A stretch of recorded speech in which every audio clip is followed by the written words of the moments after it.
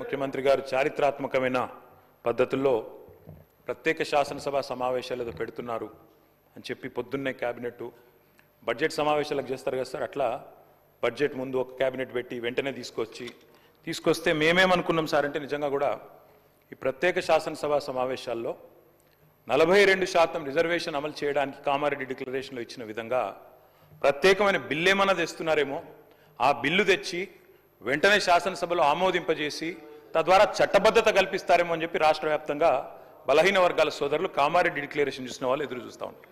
కానీ ముఖ్యమంత్రి గారు ఏం చేస్తున్నారు సార్, ఇక్కడ లేచి ఓ 4 పేర్లు చదివి, అధ్యక్ష మీ ప్రభుత్వం మీద ప్రజలకు నమ్మకం లేదు. ఎందుకంటే రేవంత్ రెడ్డి గారు మీరే చెప్పినారు, సమగ్ర కుటుంబ సర్వే జరిగినప్పుడు తమరిచ్చిన ఉపన్యాసమే మొత్తం యూట్యూబ్లో ఉంది, అన్ని టీవీలలో ఉంది. ఏమన్నారు సార్ ఆ రోజు? ఆ ముఖ్యమంత్రి చెప్తాడు సరే, ఎవరు పడితే వాళ్ళు వచ్చి మీ ఇంటికి వచ్చి వివరాలు అడిగితే ఇచ్చేస్తారా, అవులగాళ్ళు దివానాగాలు ఇచ్చేస్తారా అని మాట్లాడింది రేవంత్ రెడ్డి గారు, మేం కాదు.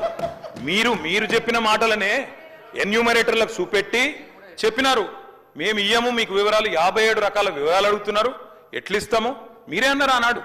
ఎవరు పడితే వాళ్ళకి ఇచ్చేస్తామా వివరాలు అని మాట్లాడింది, అదే చూపెట్టి అడిగింది. అధ్యక్ష వాస్తవం ఏంటంటే అధ్యక్ష, సమగ్ర కుటుంబ సర్వే 2014లో జరిగింది. శాంతికుమారి గారు ఉన్నారు, రామకృష్ణారావు గారు ఉన్నారు, సందీప్ కుమార్ సుల్తానియా గారు ఉన్నారు. అప్పుడు ఇదే అధికారుల అధ్యక్ష, అప్పుడెవరు వేరే లేరు. సమగ్ర కుటుంబ survey, I'm saying this on record, I worked as a minister for 9.5 years. Yes, చేసింది మొత్తం ప్రభుత్వ అధికారులే, చేపించింది ప్రభుత్వమే.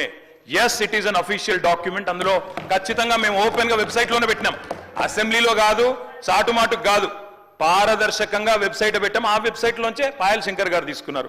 ఏముంది అధ్యక్ష సమగ్ర, ఒక మాట మీ చేతిలో కూడా అదే ఉంది. ఏముంది అధ్యక్ష అందులో డేటా? తేడా ఏంటంటే కేసీఆర్ గారి ప్రభుత్వానికి కాంగ్రెస్ ప్రభుత్వానికి అధ్యక్ష, సమగ్ర కుటుంబ సర్వేలో పాల్గొన్న కుటుంబాల సంఖ్య 1,03,00,000 కుటుంబాల అధ్యక్ష, 1,03,95,000. మొత్తం పాల్గొన్న ప్రజలు 3,68,00,000. 3,68,00,000 జరిగింది ఒక్క రోజులో 24 గంటల్లో రాష్ట్ర వ్యాప్తంగా ప్రతి ఇంటిని ఎన్యూమరేట్ చేసి అత్యద్భుతంగా చేసినాం. మేము చేసిన తర్వాత ముఖ్యమంత్రి గారు నిజంగా ఎంత మిస్లీడింగ్ గా మాట్లాడుతున్నారంటే అధ్యక్ష, వారు అంటారు అధ్యక్ష ఇంతకు మించిన టాపిక్ లేదు అధ్యక్ష, వారు అడిగిన ప్రశ్నకు తప్పకుండా మా ప్రభుత్వం గతంలో చేసిన పని గురించి వారు అనుమానాలు తలెత్తే విధంగా ఏదైతే మాట్లాడినారో దాని గురించి చెప్పాలి అధ్యక్ష. వారు అంటారు అధ్యక్ష బీసీల సంఖ్య అందులో ఎంత అని. ఎస్, ఆనాడు బీసీల సంఖ్య సమగ్ర కుటుంబ సర్వే ప్రకారం 1,85,61,856, 51%. 51% బీసీలు ప్లస్ అది కాకుండా ముస్లిం సామాజిక వర్గంలో ఉండే బీసీలను కూడా కలుపుకుంటే 10%.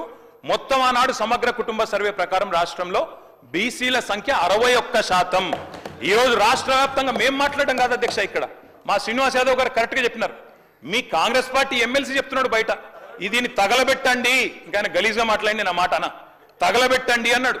దీన్ని తగలబెట్టండి, ఈ నివేదికను తప్పుల తడక అని కాంగ్రెస్ పార్టీ ఎమ్మెల్సీ చెప్తున్నాడు, మేం కాదు. రాష్ట్ర వ్యాప్తంగా బలహీన వర్గాల సంఘాలు చెప్తున్నాయి. ఏమని చెప్తున్నాయి అధ్యక్ష?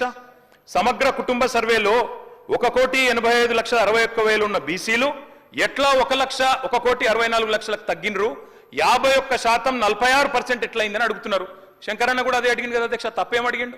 ఇక్కడ శంకరన్న ఒక్కడే అడుగుతున్నాడు అధ్యక్ష, బయట మీ కాంగ్రెస్ పార్టీ ఎమ్మెల్సీ మాట్లాడుతున్నాడు, మీరిచ్చిన స్టేట్మెంట్ను మీరిచ్చిన నివేదికను తగలబెట్టమని చెప్పిండు అధ్యక్ష, మామూలు కాదు. ఇంకొక మాట అధ్యక్ష, మేము అనుకున్నాం అధ్యక్ష శాసనసభ సమావేశం ప్రత్యేకంగా పెడితే ఇవాళ ఏం చెప్పినారు మీరు కొత్తగా?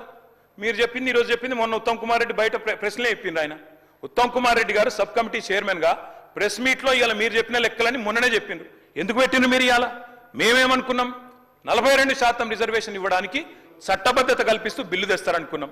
లేదా మీరు చెప్పినట్టు 56% బీసీలుంటే ఆ 56% బీసీలకు బీసీ సప్లాన్ చేస్తారేమో అనుకున్నాం.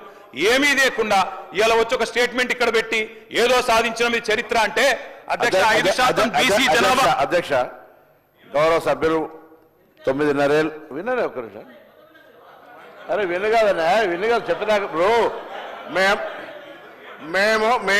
మేము సబ్ కమిటీ చైర్మన్గా ప్రజల ముందు ఉంచినాము. దానికి న్యాయపరంగా శాసనసభలో ప్రజాస్వామిక విలువలుగానే శాసనసభలో ప్రభుత్వం తరఫున పెట్టినాము.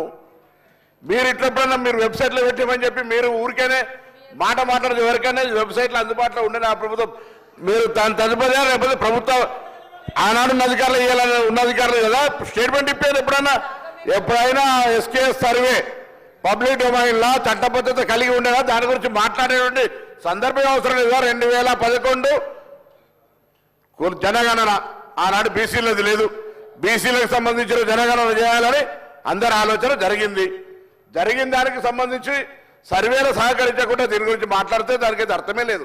నేనేమంటున్నా, ఎవరైనా ఒకవేళ ఆయా వారి గౌరవ ముఖ్యమంత్రి ఆనాడు అభిప్రాయం చెప్పుంటే మీరు ఇలా కూడా అదే అభిప్రాయంతో ఉన్నారో చెప్పండి. ఇలా జరుగుతున్న కార్యక్రమానికి మీరేం మాట్లాడదలుచుకున్నారు? బలహీన వర్గాలకు సంబంధించి మీరు ఎస్కే సర్వే చేసిన అన్నారు, ఏం మార్పులు తెచ్చినారు, ఏం స్కీమ్స్ తీసుకొచ్చినారు, ఎవరికి బలహీన వర్గాలకు న్యాయం జరిగే కార్యక్రమం చేసుకున్నారు మీరు. ఇలా మేము కమిటీ చైర్మన్ ఉత్తమ్ కుమార్ రెడ్డి గారి గురించి బహిరంగంగా ప్రజల ముందు ఇచ్చినాం.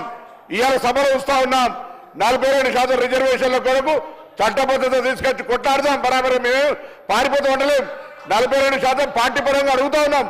ఇక్కడ కూడా న్యాయబద్ధంగా చట్టబద్ధంగా పెట్టాలనే ఆలోచనతోనే ఉన్నాం కదా. ఇలా మేము వెనక పోదలేం కదా.